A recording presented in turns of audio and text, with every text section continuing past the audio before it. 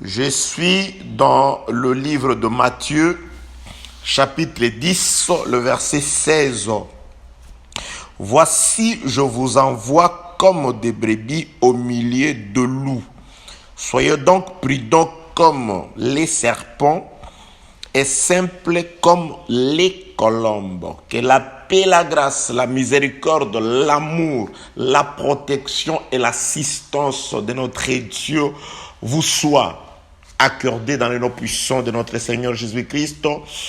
Nous sommes dans cet enseignement, dans cette exhortation que nous avons commencé il y a un moment. Nous avons commencé avec le thème dans le même ordre d'idées. Nous avons commencé dans le thème à l'école du serpent, les constructeurs. Thème que nous avions soutiré dans les Saintes Écritures à partir de ces versets, de ces passages des Écritures qui nous a servi de texte de base. Matthieu chapitre 10, le verset 16, là où le Seigneur s'adresse à ses disciples, les comparant aux brebis. Et leur disant la vérité qu'ils sont comme des brebis, mais au milieu de loups. Ils doivent traverser un passage de loups. C'est là où nous avons compris que Jésus-Christ présente la situation véritable à ses disciples, leur disant que vous êtes faibles, en face de vous il y a des vrais prédateurs, il y a de loups. Mais pour les affronter, pour survivre dans ces milieux hostiles, face aux loups périlleux, dangereux, cruels, il vous faut aller étudier dans des écoles. Je dirais, aller observer deux espèces différentes d'animaux. Premièrement, observer les serpents. Ensuite, après avoir été chez les serpents, allez-y chez les colombes. C'est pourquoi Jésus-Christ leur dit la notion qu'ils doivent tirer chez chacune des deux espèces. Vous allez chez les serpents pour apprendre la prudence. Votre prudence doit être comparée à celle du serpent. Voilà le Seigneur. Et après avoir été dans l'école du serpent à apprendre la prudence, ne vous limitez pas seulement à aller chez les serpents, mais vous devez monter des degrés. J'avais dit dans les audios précédents qu'il s'agit de deux cycles. Le premier cycle, c'était l'école du serpent, et le second cycle, c'était l'école de la colombe. Vous allez chez les serpents, vous apprenez la prudence, et par la prudence, vous devenez comme des serpents. Vous allez chez un seul serpent, vous apprenez de lui la prudence et vous devenez comme lui. Vous allez chez une seule colombe, vous apprenez la prudence, la simplicité et vous devenez comme des colombes. C'est pourquoi nous avons parlé pendant longtemps de l'école du serpent, les constructeurs, où on apprend la prudence. Nous sommes allés dans les Écritures pour étudier la prudence du serpent. Et là, on en est à la seconde partie du même enseignement. Nous parlons du même verset. Nous avons compris que c'est Jésus qui envoie ses disciples dans deux écoles différentes. D'abord, chez les serpents pour apprendre la prudence. Ensuite, ils doivent monter des niveaux. Au début, dans les audios, j'ai dit ceci. Il faut, Job nous demande de questionner les animaux de la terre et de questionner aussi les oiseaux du ciel. C'est-à-dire, Jésus-Christ leur montre d'abord un animal terrestre, un serpent. Allez chez les serpents. Et nous avons compris par les Écritures que lorsque Jésus présente les serpents, en soi, le Seigneur de gloire ne peut pas envoyer ses enfants pour aller observer le diable. Parce que dans les Écritures, les serpents représentent aussi les diables, par rapport à ce qui est écrit dans le livre de la Genèse, chapitre 3e. Le serpent était l'animal le plus rusé de tous les animaux de champ que l'Éternel Dieu avait créés. Donc là, ces serpents utilisaient le diable, et typifiaient plutôt le diable. Jésus-Christ ne peut pas nous envoyer aller étudier chez les serpents. Parce qu'il y a des gens qui souffrent de la, je ne sais pas, de la la phobie du serpent, la peur du serpent des Écritures. Lorsqu'ils entendent parler du serpent, ils ont aussitôt peur. Le serpent, c'est le diable. Jésus-Christ a dit à ses disciples, aux pharisiens, serpent, race de vipère. Il y a une femme qui suivait Paul, qui avait l'esprit de Python, l'esprit du serpent. Vous voyez, dans les Écritures, quand on parle du serpent, on parle du diable. Oui, dans les Écritures, lorsqu'on parle du serpent, on parle du diable. Lorsqu'on parle du lion, on parle aussi du diable. Le frère Pierre n'a-t-il pas dit que le diable rôde comme un lion, rugissant, cherchant qui dévorer? Alors, le fait qu'on a parlé, le frère Pierre parle du diable comme un lion, cela ne nous amène pas à diaboliser tous les lions des Écritures, non. Ce n'est pas parce que dans les Écritures, il y a des passages qui indiquent les serpents comme les diables, cela ne nous conduit pas non plus à aller diaboliser tous les serpents dans les Écritures, non. Jésus-Christ, lui, vient sanctifier un type de serpent. Nous avons vu, il dit, de même que Moïse a élevé les serpents au désert, il faut que le Fils de l'homme soit élevé. Et lorsque le Fils de l'homme sera élevé, c'est-à-dire comme les serpents, il attirera tous les hommes vers lui. Nous avons compris que dans les Écritures, il fallait un serpent vienne afin de sauver ceux qui mouraient par les morsures causées par des serpents. C'est-à-dire, dans les Écritures, nous avons des serpents qui causent la mort et nous avons un serpent qui a été élevé sur une perche. Quiconque élevait aussi ses yeux, observait ces serpents-là, conservait la vie.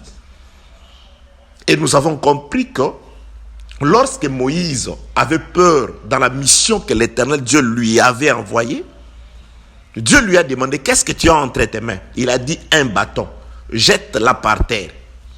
Ou une verge, jette-la par terre. Il a jeté et cette verge s'est transformée en serpent.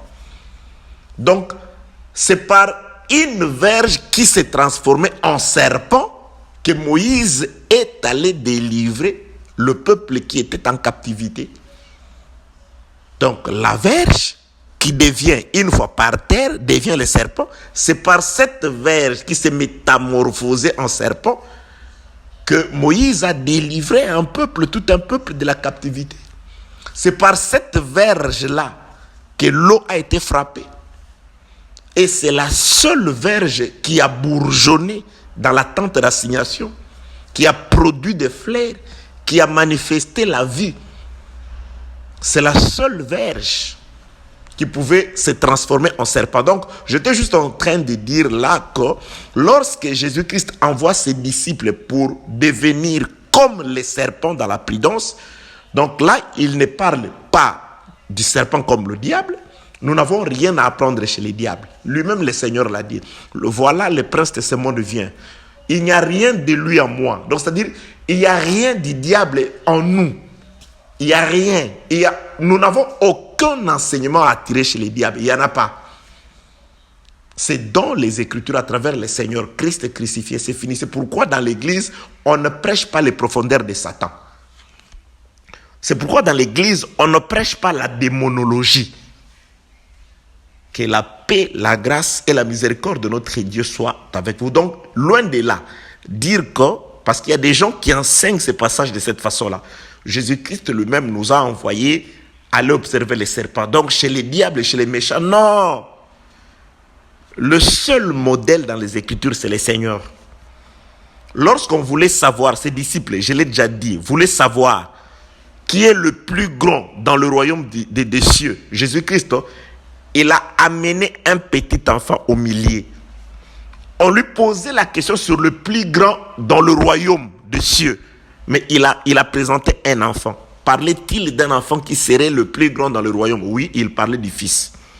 Du plus grand qui est fils, qui se fait fils, qui va au milieu. Il parlait de lui-même à travers cet enfant-là. Donc, les modèles, c'est les seigneurs. L'exemple, c'est les seigneurs. C'est pourquoi nous disons tout doit sortir de la parole de Dieu. Que la paix, la grâce et la miséricorde de notre Dieu soient avec vous. Là, je suis dans ce que nous avons dit à travers l'enseignement, le même enseignement, mais dans la première partie, à l'école du serpent, les constructeurs. Parce qu'il arrive deux fois où il y a des hommes qui ne tombent que sur un seul des audios. Afin que vous ayez une idée sur quoi nous sommes en train de parler pendant tous ces temps. À l'école du serpent, Jésus-Christ envoie ses disciples pour aller apprendre la prudence. N'oubliez pas que l'objectif, ce sont des loups. Il dit, il y a des loups, mais vous soyez prudents. Ça, c'est votre bouclier contre les loups. Vous êtes appelés, selon ma parole et ma volonté, à demeurer au milieu de loups. Mais vous devez, pour survivre en face de ces loups, vous devez passer par l'école du serpent.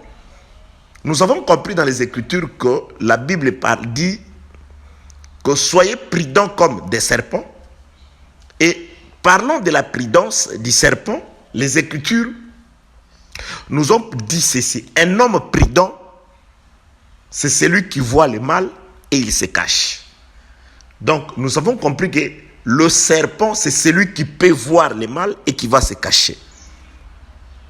C'est là où nous avons parlé de la construction de la maison du serpent, les constructeurs. Que la paix, la grâce et la miséricorde de notre Dieu soient avec vous.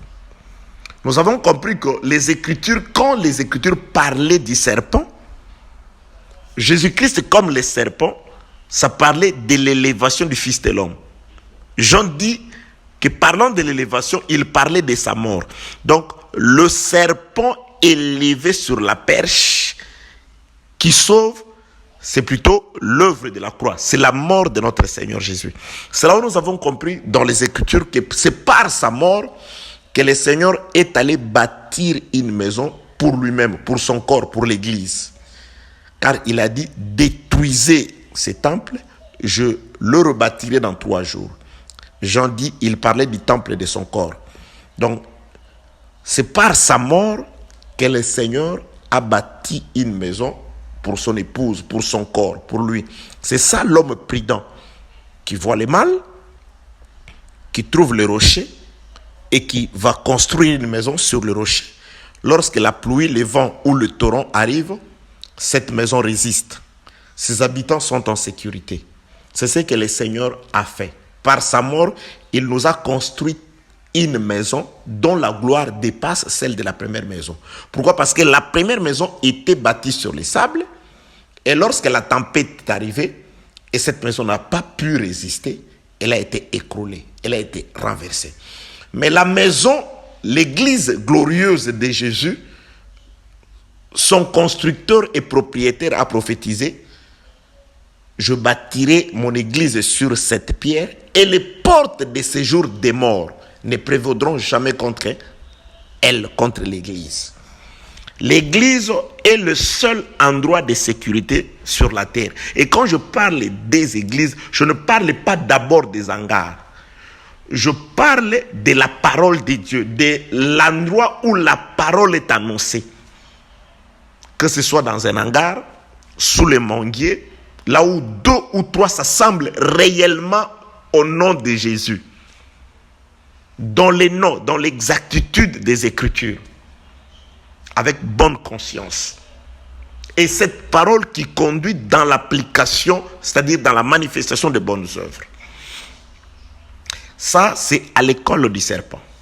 Dans l'école du serpent, on parle de la mort de Jésus. Et c'est par sa mort qu'il a montré sa prudence. Il a bâti une maison de sécurité. Aujourd'hui, nous sommes rassurés que rien ne peut plus nous ébranler. Pourquoi? Parce que le solide fondement de Dieu reste debout avec les paroles de Dieu qui lui servent de sceau. C'est dans la parole que nous sommes en sécurité. C'est dans la parole que nous restons inébranlables. C'est dans la parole que rien et personne ne peut nous déboulonner. Indéboulonnable dans la parole du Seigneur. C'est le socle sûr. C'est le fondement sûr. C'est pourquoi celui qui est dans la parole, celui qui a la parole, celui qui écoute Dieu, celui qui a l'Esprit de Dieu en lui, ne peut pas avoir peur. Il a confiance en Dieu par rapport à la parole qui habite en lui. Que la paix, la grâce et la miséricorde de notre Dieu soient avec vous.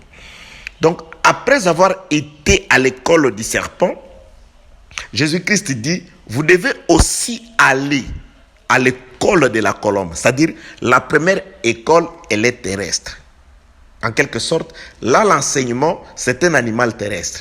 Donc, ça parle de Jésus-Christ lors de sa mort. Il vient mourir comme les serpents afin de pouvoir sauver par sa mort ceux qui ont été mordus par le premier serpent. La mort a frappé et toute l'humanité, par Adam, toute l'humanité s'est retrouvée couverte par la mort causée par la désobéissance de notre premier parent, du premier Adam.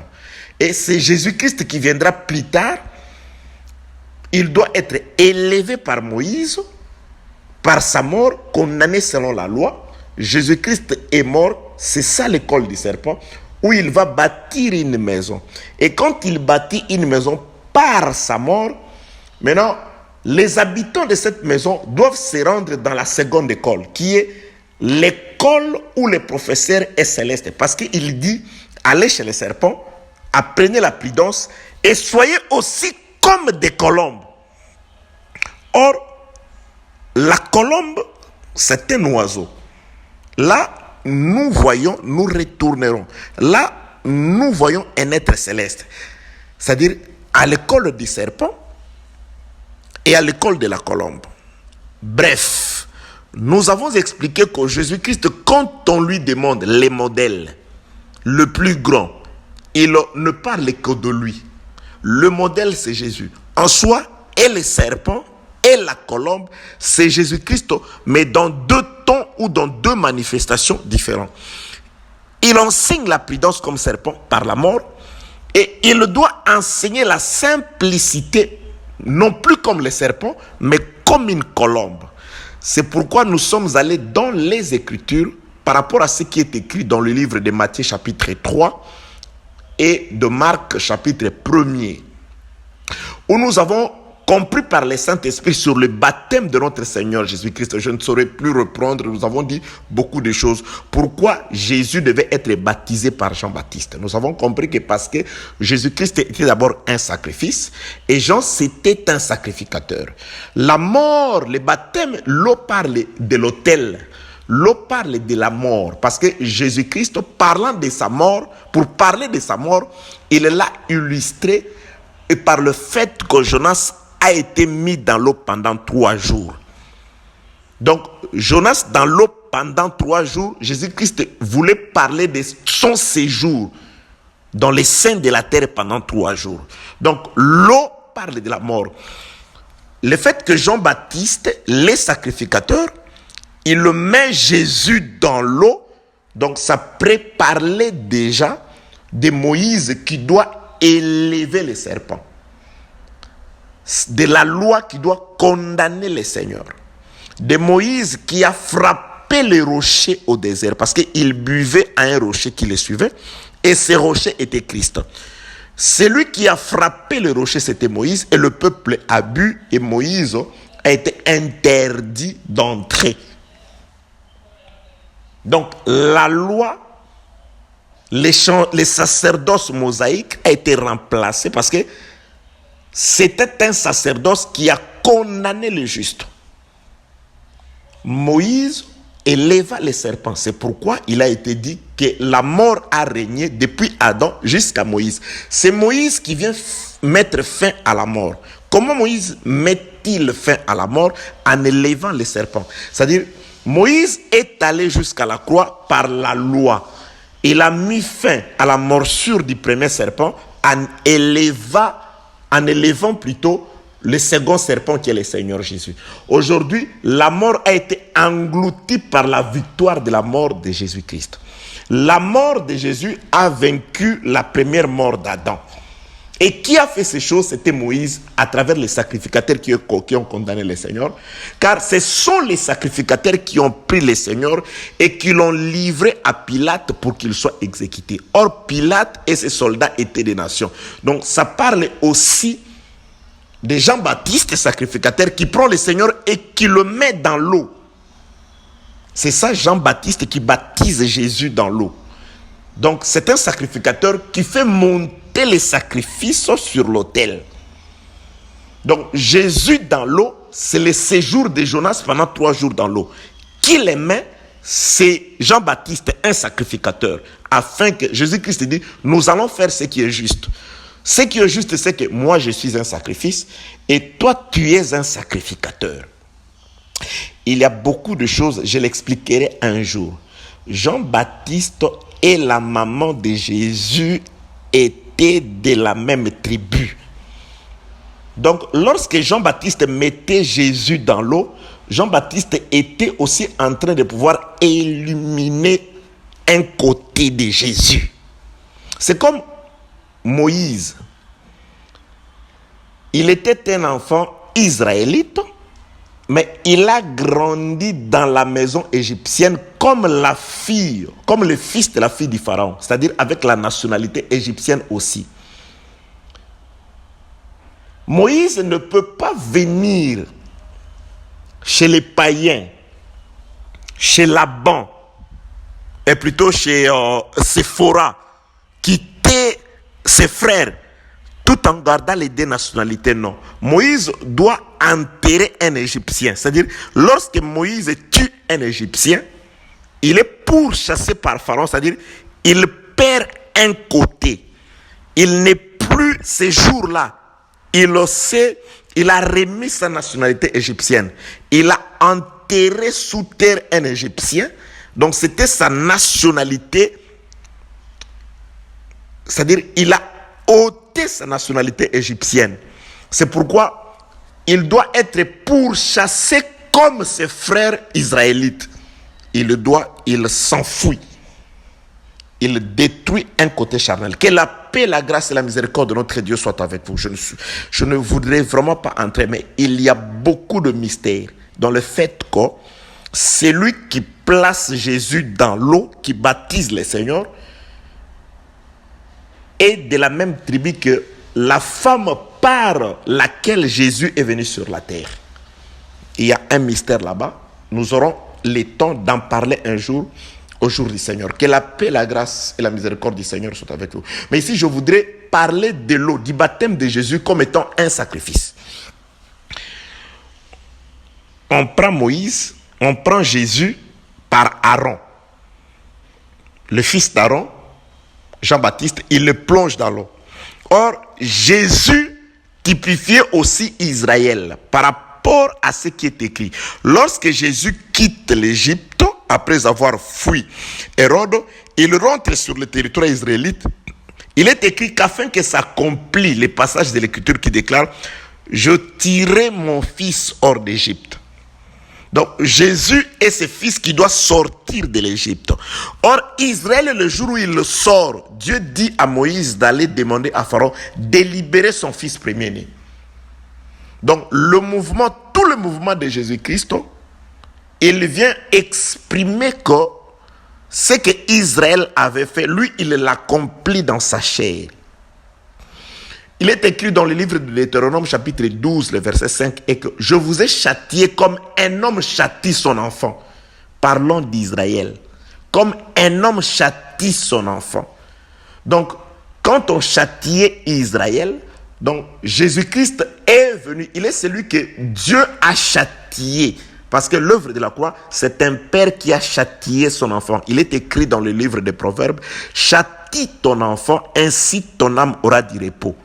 Donc, l'âme de Dieu ne pouvait pas entrer dans le repos si son fils n'a pas été châtié. Dieu n'a pas épargné son fils, il l'a châtié, il l'a frappé pour le repos de son âme. Aujourd'hui, l'âme de Dieu a trouvé le repos auprès d'une femme. Pourquoi? Un fils a été châtié, le fils de Dieu. Que la paix, la grâce et la miséricorde de notre Dieu soient avec vous. Je crois que je ne suis pas en train de pouvoir vous bourrer de révélations, c'est que je n'aime pas. J'aime toujours être clair et lucide parce que nous savons qu'il y a des gens qui nous écoutent pour la première fois et ils ont besoin d'écouter vraiment par la grâce Seigneur, que l'Esprit du Seigneur nous aide à bien positionner les choses et à dire les choses telles qu'elles sont avec une expression beaucoup plus facile et une sagesse du ciel, une méthodologie céleste afin de faire comprendre la pensée de Dieu aux ayants droit.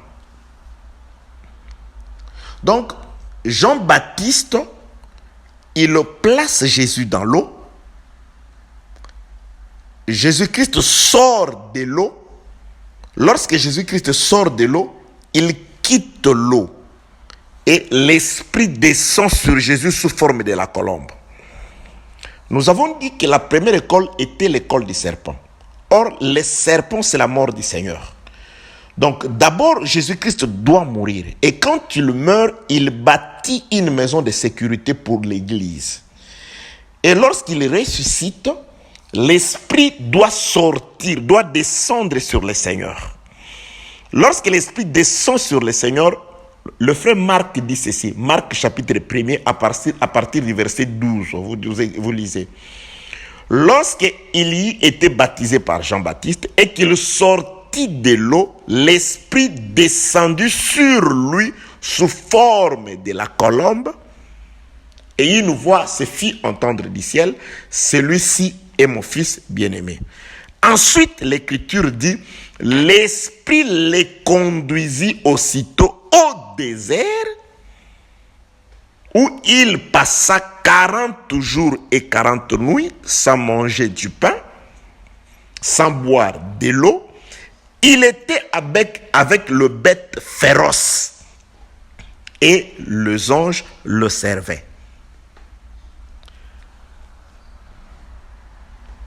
Jésus-Christ doit d'abord être plongé dans l'eau, c'est-à-dire la mort du Seigneur. Il sort de l'eau, c'est-à-dire il ressuscite. Et quand il va ressusciter, après la résurrection du Seigneur, l'Esprit doit descendre sur le corps du Seigneur. Et lorsque l'Esprit descend sur le corps du Seigneur, d'abord, quand il ressuscite de mort, il leur dit, n'allez nulle part. J'ai des choses à vous dire, mais je ne peux vous les dire maintenant. Restez dans la maison. Jusqu'à ce que je vous envoie, nous allons étudier ça. C'est là où nous allons comprendre la simplicité de la colombe. Jésus-Christ doit d'abord mourir, c'est-à-dire Jean-Baptiste doit d'abord le plonger dans l'eau.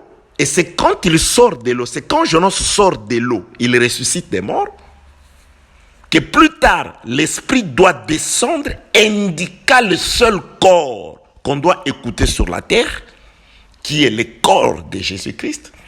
Et la colombe doit montrer la voie à suivre au Seigneur. Quelle voie? C'est le chemin du désert. La colombe introduit le Seigneur dans le désert.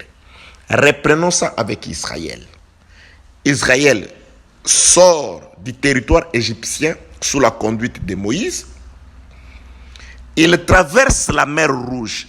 Le frère Paul, dans le premier livre des Corinthiens, chapitre 10e, il interprète ces passages comme étant le baptême. Il dit, ils ont été baptisés. Et il précise à Moïse de quelle tribu, de la même tribu que Jean-Baptiste. Or, Israël représente aussi le corps du Seigneur. C'est ça le Fils qui doit sortir hors d'Égypte.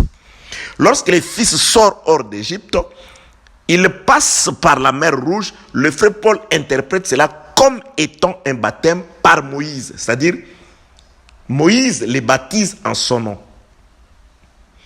Et lorsque Jean-Baptiste veut éviter de ne pas baptiser le Seigneur, il dit non, nous allons faire ce qui est juste. C'est-à-dire, comme je suis en train d'accomplir l'exode d'Israël dans ma chair, nous devons répéter exactement ce qui s'était passé. Jean-Baptiste, c'est pourquoi il y a un enseignement que j'avais donné quelque part. Jean-Baptiste égale Moïse. Jésus-Christ, Dieu dit dans le livre de Deutéronome, il n'y aura pas de prophète comme Moïse. Mais Jésus-Christ présente Jean-Baptiste comme étant le plus grand. d'entre tous ceux qui sont nés d'une femme. Qui contredit qui? Ah non, Jésus avait dit non, il parle de la même chose. Jean-Baptiste, c'est la voix qui a crié dans le désert. Or, nous savons que dans les déserts, les parcours du désert, une seule voix a crié. C'était la voix de Dieu par la loi, appelée aussi la loi de Moïse. C'est-à-dire, c'était Moïse qui a parlé dans le désert. Jean-Baptiste, ok, je n'entre pas là-bas. Il est celui qui est venu. Il ne mangeait pas, il ne buvait pas. Mais le Fils de l'homme est venu, il mange. Là, Jésus parle de deux sacerdoces. Un sacerdoce où il dit, Moïse ne vous a pas donné le pain du ciel, mais voici, je vous donne le pain. Il disait par rapport au véritable pain qui donne la vie. Jean-Baptiste ne l'a pas donné. Quand il parlait de Jean-Baptiste, il parlait du plus grand d'entre tous ceux qui sont nés de la femme. Là, on parle de Moïse, on parle de la loi. C'est pourquoi Jean-Baptiste égale Moïse. Il y a beaucoup de choses. Il était le frère aîné de Jésus de 6 mois dans le ventre. Or, 6 mois, c'est le millier de l'année. Jean-Baptiste a travaillé le premier millier et Jésus-Christ a travaillé le second millier. Que la paix, la grâce et la miséricorde de Dieu soient avec vous. À l'école du serpent, c'est le serpent qui doit mourir afin que par sa prudence, il bâtisse une maison de sécurité pour son peuple. Et à l'école de la colombe, c'est après la mort du serpent, après la mort de Jésus-Christ, après la traversée du désert, que maintenant, directement lorsqu'ils ils ont plutôt traversé la mer Rouge, ils sortent directement le désert, les embrasse. La colonne de feu commence à les diriger. Sous la conduite de la colonne de feu. Qui dit ça? C'est Moïse, c'est le frère Paul, dans le premier livre de Corinthiens, chapitre 10e. Ils ont été baptisés à Moïse. Ils ont été sous la conduite de la colonne de feu, de la colonne de nuée, qui les dirigeait. Donc, c'est-à-dire, direction après le baptême, le désert. Et Jésus-Christ refait la même chose. Baptisé par Moïse sous forme de Jean-Baptiste, direction le désert et la colonne de feu, la colonne de nuée qui vient confirmer sur lui. Ça, lorsqu'il sort de l'eau, la colombe, la Bible déclare, l'Esprit descendu sur le Seigneur sous forme d'une colombe. Attention, la colombe, ce n'est pas le Saint-Esprit, mais l'Esprit descendu sous forme de la colombe. C'est pourquoi Jésus-Christ doit ouvrir les yeux de ses disciples en leur disant, parce qu'il savait que nous viendrons aujourd'hui vous détailler ces choses. Soyez comme des serpents, il parlait de sa mort, du baptême, et soyez comme les colombes, il parlait de l'Esprit qui doit les conduire. Où? Direction le désert. Et maintenant, le désert où il doit être conduit. Marc explique que dans le désert, Jésus-Christ est avec les bêtes féroces. Maintenant, dans le livre de Deutéronome, je vais lire ça, Deutéronome chapitre 12. Deutéronome chapitre 12, le verset, à partir du verset... attendez, Deutéronome plutôt chapitre 8, à partir du verset... Deutéronome chapitre 8, à partir du verset 15, la Bible déclare... Qui t'a fait... Bon, je commence au 14e verset. Prends garde que ton cœur ne s'enfle et que tu n'oublies l'Éternel ton Dieu, qui t'a fait sortir du pays de l'Égypte, de la maison de servitude, qui t'a fait marcher dans ces grands et affreux déserts, où il y a des serpents brûlants et des scorpions, dans les lieux arides et sans eau, et qui a fait jaillir pour toi de l'eau du rocher les plus durs, et qui t'a fait manger dans le désert de la manne inconnue de tes pères, afin de t'humilier et de te prouver pour te faire ensuite du bien. Ici, on dit que Israël, après son baptême, dans la mer Rouge, il entre dans le désert. Maintenant, ici, l'Éternel décrit ce désert comme un désert où il y a eu aussi des bêtes féroces. C'était un désert où il y a eu des scorpions brûlants, des serpents brillants plutôt et des scorpions, une terre aride. Et Jésus-Christ, le frère Marc dit, après son baptême aussi, la colombe sur lui, l'esprit sur lui, l'introduit dans une école. Et dans cette école-là, c'est le désert. Et dans le désert, Jésus aussi est avec le bête féroce. Et lorsque Jésus-Christ veut refaire la même chose pour ses disciples, il dit, vous serez aussi avec des bêtes féroces, des loups. Mais vous devez refaire la même chose que moi, qu'Israël. Dans l'école du serpent, c'est-à-dire la mort, le baptême, et dans l'école de la colombe, parce que la colombe, c'est celui-là qui vous aidera, qui va vous aider à subsister dans le désert. Si j'ai survécu, moi Jésus, dans le désert, c'est parce que il y a une colombe, il y avait d'abord le baptême, et la colombe était sur moi. J'étais avec les bêtes féroces, mais ces bêtes féroces-là me faisaient la guerre, mais ils ne pouvaient pas me vaincre. Pourquoi? Parce que j'ai été dans l'eau, l'école du serpent, et je suis passé par la colombe, la simplicité, et avec la colombe au désert, ils m'ont fait la guerre, mais ils ne m'ont pas vaincu. Les portes de séjour des morts n'éprouvaient rien contre moi. Pourquoi? Parce que j'ai été baptisé et j'ai été sous la colonne de feu. La colonne m'a conduit. C'est pourquoi à vous disciples, je vous dis la même chose. Vous êtes au milieu de loups. Allez-y apprendre la prudence chez les serpents, c'est-à-dire le baptême, et chez la colombe, vous laissez conduire par l'esprit. L'esprit vous fera passer par mon école, qui est le désert, et dans le désert, il y aura des loups, des serpents brillants, il y aura toutes ces choses-là, des scorpions, mais vous allez survivre.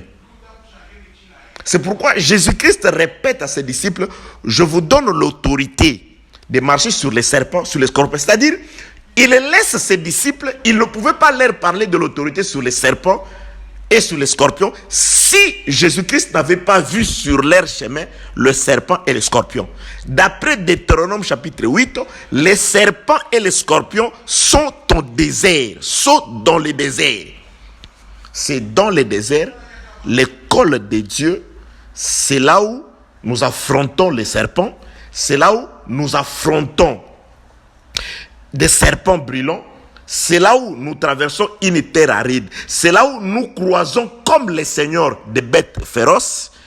Mais le frère Marc explique, les anges le servaient. Et Israël au désert, Dieu leur dit, malgré la présence des serpents, malgré la présence des scorpions, Dieu leur donnait une nourriture céleste qu'ils n'ont pas connue, le pain des grands. C'est-à-dire, Dieu les servait. Et Jésus, Marc dit, les anges les servaient. Rien de nouveau sous le cieux. Ce qui est, c'est ce qui était et c'est ce qui sera. Si le Seigneur Jésus-Christ, si Israël, après avoir été baptisé à Moïse, sous la colombe, c'est-à-dire la colonne de feu et de nuée, traversant les déserts, Dieu les a nourris. Cela s'est répété dans la vie de Jésus. Il a été dans l'école du serpent, c'est-à-dire baptisé par Jean-Baptiste. Il est sorti de l'eau. La colombe est descendue sur lui, direction le désert. Il a croisé les bêtes féroces. Malgré la présence des bêtes féroces, Dieu les a nourris. C'est qu'aujourd'hui, si nous allions aussi à l'école du serpent apprendre la prudence, à l'école de la colombe, que nous devenions simples. J'expliquerai simple en quoi consiste la simplicité de la colombe.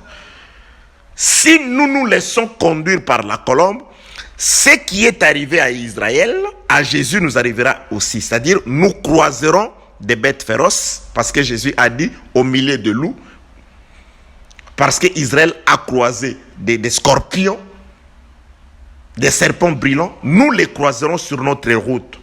Le frère Paul le dit, il s'introduira après mon départ des loups crieuls. Il a combattu avec des bêtes féroces à Éphèse. Il y en avait. Nous les affronterons. Mais de même qu'Israël a été nourri et Jésus l'a aussi été par les anges, nous les serrons aussi. Afin que s'accomplisse ce qui est écrit dans le livre des Proverbes, Dieu ne laisse jamais les justes mourir de faim. Lorsqu'il vient, ce n'est pas aux anges qu'il vient au secours, mais il vient au secours à la postérité d'Abraham. Si vous êtes la postérité d'Abraham par la foi, vous êtes comme était Abraham, vous avez cette foi qu'avait Abraham, sachez qu'il reste Jéhovah juré, le pourvoyeur. Il a pourvu pour Abraham, il le fera aussi pour vous. Que la paix, la grâce et la miséricorde de Dieu soient avec vous. À l'école du serpent, les constructeurs, c'est la première école. Et à l'école de la colombe, la conductrice. Les serpents construisent une maison de sécurité par sa mort, la mort de Jésus. Et lorsqu'il sort de l'eau, c'est-à-dire après sa résurrection, il ne reste plus le serpent. Il devient une colombe. Et quand il devient une colombe, c'est là où il nous conduit. Il nous conduit, nous faisant prendre les chemins du désert. C'est pourquoi, bien-aimés dans le Seigneur. Or, pour tous ceux qui veulent vivre pieusement en Jésus-Christ, ils seront persécutés. Nous devons aller à l'école du Seigneur. Et cette école que le Saint-Esprit, la colombe, nous conduit, c'est d'abord un désert. C'est dans le désert. Il y a beaucoup de choses dans le désert. Nous l'expliquerons si Dieu nous donne le temps. Dans le livre d'Apocalypse, chapitre 17, à partir du verset 3e. Pour voir une femme qui était dans l'eau, la Bible dit, Jean dit, l'Esprit me conduisit dans un désert. C'est dans un désert que Jean a vu une femme assise dans l'eau. Quel contraste dans un désert. C'est là où Jean est allé voir cette femme-là. Cette femme qui combat les saints. Cette femme qui a le sang des saints dans l'eau. C'est dans un désert. Jean le dit, c'est un détail que très souvent on enjambe, mais ça définit le temps, ça définit la position de la femme. Parce qu'on dit que cette bête était, elle n'est plus et elle viendra. On la voit, elle est dans l'eau. On voit juste, elle est cachée dans l'eau. On ne peut la voir. On voit juste la partie émergente de la bête, c'est une femme. Mais Jean dit, l'Esprit me conduisit au désert. Mais s'il y avait de l'eau dans le désert, c'est que ce n'est plus un désert. Mais le frère Jean, l'Esprit explique que cette eau-là dans le désert, ce sont deux peuples, des nations. C'est-à-dire, c'est le peuple, les nations et la foule, la multitude. C'est dans le désert. C'est pourquoi j'ai dit, à la seconde école, si Dieu nous fait grâce, grâce à vos prières, nous allons voir beaucoup de choses dans les déserts. C'est pourquoi j'ai dit ceci. La première école, c'est une maison de sécurité. Et la seconde école, Dieu doit prendre la maison construite en Égypte par la mort de l'agneau et Dieu doit déplacer cette maison. La maison consolidée par le sang de l'agneau. Dieu déplace cette maison-là qui a été protégée quand l'ange de la mort frappait. Dieu doit déplacer cette maison-là. Et pour déplacer cette maison-là, il y a une colombe qui doit montrer à cette maison, à la maison d'Israël, le chemin. Et le chemin, c'est le chemin du désert. Et quand vous entrez dans le désert, Marc explique, là, il y a des bêtes féroces. Et Dieu explique, Israël, tu es passé par un désert affreux, mais Dieu aimait Israël. Il l'a fait sortir pour l'amener dans un pays où coule le lait et le miel. Mais le passage obligé, c'est un passage d'un désert affreux. Qu'est-ce qu'il y avait au désert? Des scorpions et des serpents brûlants. Et qu'est-ce que Jésus-Christ a croisé dans le désert après avoir été baptisé, conduit par la colonne? C'était des bêtes féroces. Et qu'est-ce que Jésus-Christ dit à ses disciples? Qu'il y a des loups. Mais passez d'abord par le col du serpent, la mort de Jésus, et par le col de la colombe. Le col de la colombe vous fera passer, vous fera traverser ce passage de loups. J'expliquerai cela. Le passage de loup est obligatoire.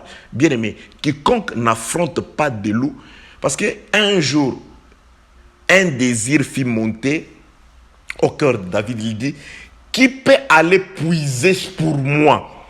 Il n'a même pas dit, il dit, si je pouvais boire l'eau des citernes qui est à Bethléem. Il y avait une citerne qui était à Bethléem. Mais entre la citerne et David, c'est-à-dire, il y avait là un camp de Philistins qui était là, une barrière de Philistins, c'est-à-dire, on ne pouvait pas arriver à la citerne si on ne traversait pas, si on ne pouvait pas affronter les Philistins pour aller chercher l'eau utile afin d'accomplir les désirs du cœur du roi. On ne peut pas arriver à la citerne si on n'affronte pas d'abord les Philistins. Lorsque Jésus-Christ dit qu'au milieu des loups, il dit, avant ça, je m'en vais préparer une place, je viendrai vous chercher. Mais néanmoins, vous devez rester au milieu de l'eau. Vous devez passer par les passages de l'eau. Marc voit Jésus dans deux phases. Il le voit au désert avec les bêtes féroces et il le voit aussi en train d'être servi par les anges. Si vous voulez être servi par les anges, vous devez passer par un désert. Et dans ces déserts-là, dans les déserts, il n'y a pas d'autoroute. Dans les déserts, il n'y a pas d'arbres pour se protéger contre le soleil. Il n'y a que la colonne de nuée qui peut te protéger. Lorsque la colonne de nuée se déplace, toi tu te déplaces parce que tu es aussi sous l'ombre du Tout-Puissant. Lorsque la colonne de feu se déplace, la colonne de nuée, la journée se déplace, toi tu dis je suis fatigué, je reste. Mais c'est fini, tu seras désaltéré, frappé par le soleil. Car il n'y a pas d'arbre dans le désert. Il n'y a que la colonne de nuée. C'est une nuée sur le peuple qui empêchait aussi les rayons de pouvoir atteindre le peuple. Sous la protection de la nuée, ils étaient. La colonne de feu la nuit éclairait aussi, tout en montrant les chemins, éclairés pour expulser les ténèbres. La colonne de nuée la journée montrait les chemins, mais les protégeait, les couvrait. Ils étaient couverts sur l'ombre du Tout-Puissant contre les rayons soleil, contre la brûlure du soleil. Que la paix, la grâce et la miséricorde de Dieu soient avec vous. À l'école du serpent, les constructeurs. À l'école de la colombe, les conducteurs ou la conductrice. La colombe sur Jésus conduit Jésus au désert. Et Jésus dit, c'est pourquoi je dis, il ne faut pas intervertir l'ordre. Ça, c'est un prophète qui parle. Soyez prudents comme les serpents. Nous avons parlé de la prudence du serpent qui est le fait de pouvoir bâtir une maison par sa mort. Et Jean-Baptiste fait passer Jésus par l'école du serpent d'abord. Il le met dans l'eau, ce qui est juste. Il va monter le sacrifice que Jésus, l'offrande qui était Jésus sur l'autel. L'eau, c'est la mort. Et ensuite, il sort de l'eau, la seconde école. Jésus-Christ l'a subi par la colombe qui descend. Et la colombe lui montre les chemins de loup. Les chemins des portes de séjour des morts. Lorsque Jésus disait, je bâtirai mon église sur cette pierre-là, et les portes de séjour des morts ne prévaudront pas contre elle. C'est-à-dire, il savait que les portes de séjour des morts sera là. La porte de séjour des morts viendra. Mais sauf qu'elle ne peut pas vaincre l'église bâtie sur le rocher. Jésus-Christ dit à Pierre, le diable t'a réclamé pour te cribler comme du froment. Jésus-Christ n'a pas dit à Pierre que non, j'ai empêché que cela arrive. Non, il dit, j'ai prié pour que ta foi ne défaillisse pas. C'est-à-dire, cela viendra. Le criblage sera là. Mais le problème, c'est que je priais afin que l'Esprit de Dieu t'augmente la capacité de résistance. Raison pour laquelle Jésus-Christ laisse le loup. Ils seront là. Je vous laisse au milieu de loups. Ce n'est pas encore le temps pour moi de venir combattre les loups. Les loups seront là. Mais vous devez le traverser. Vous devez passer par là. C'est un passage du désert.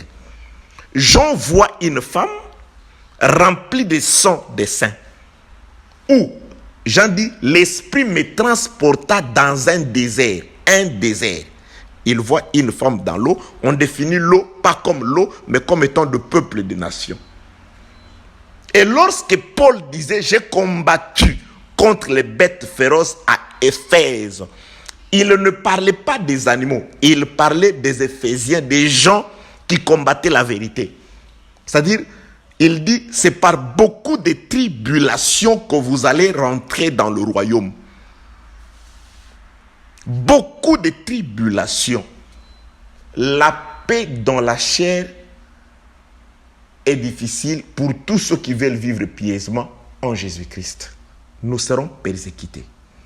Jésus-Christ a prié pour nous, afin que notre foi ne défaillisse pas.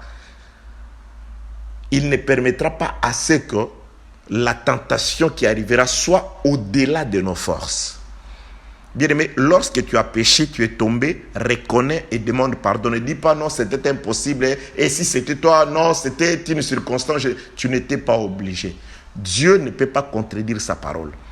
Il ne peut pas permettre à ce que la tentation soit au-delà de nos capacités, non. Lorsque vous cédez, c'est que vous êtes vraiment tombé. Ne cherchez pas de prétextes. Oh non, c'est parce que je... Non, vous êtes fautif. Comme quelqu'un, non, parce qu'il est tombé, parce que Dieu ne voulait pas qu'il devienne Dieu. Non. Loin de là. Rien ne justifie le péché. Rien ne peut justifier le péché. Et le fait de dire, je suis tombé, c'est le diable qui m'a tenté, c'est une tautologie, une répétition insensée. Tu es tombé parce que tu en avais envie. Que la paix, la grâce et la miséricorde de notre Dieu soient avec vous. À l'école de la colombe, la conductrice. Jean-Baptiste prend Jésus-Christ, il le plonge dans l'eau. Jésus-Christ sort de l'eau, la colombe descend, la colombe montre au Seigneur la voie du désert, et dans le désert, notre Seigneur va traverser aussi des loups, c'est-à-dire il est avec les bêtes féroces, les anges le servent. Israël aussi, il est baptisé par la mer Rouge à Moïse, qui est l'équivalent de Jean-Baptiste. La colonne de feu ou de nuée conduit Israël dans le désert aussi. Et là, dans le désert, Jésus-Christ passe 40 jours et Israël passe aussi 40 ans. Ouais, par rapport à ce qui est écrit dans le livre de Nombres, de même que vous avez exploré pendant 40 jours, vous passerez 40 ans au désert. Donc 40 jours, Dieu a fait l'équivalent d'un jour comme une année. Donc Jésus-Christ, il répète la même chose. Il passe 40 jours et Israël passe 40 ans. Israël, Dieu le dit dans le livre de Deutéronome, tu as côtoyé des serpents affreux, brûlants et des scorpions, c'est-à-dire au milieu des bêtes féroces. Dieu t'a aussi nourri. De même que Jésus nourrit par les anges, Dieu t'a aussi nourri. Et aujourd'hui, Jésus-Christ nous dit aussi, je vous laisse comme des brebis au milieu de l'eau. Il nous montre la même chose. C'est pourquoi à l'église, il y a ces deux choses. L'œuvre de la croix qui manifeste la colombe, c'est-à-dire la puissance du Saint-Esprit. Et la puissance du Saint-Esprit, c'est ça les guides qui nous montrent les passages à suivre, qui nous montrent la voie à suivre, le chemin à suivre. C'est un chemin du désert. Nous devons rentrer dans le désert, car le désert, c'est ça l'école de Dieu. Aujourd'hui, c'est nous. Et lorsque nous sortirons du désert, nous entrerons dans le repos, Dieu retournera vers Israël. Il refera la même chose. Il va conduire Israël dans le désert pour lui parler encore. Et là, Israël passera par la vallée d'Accord.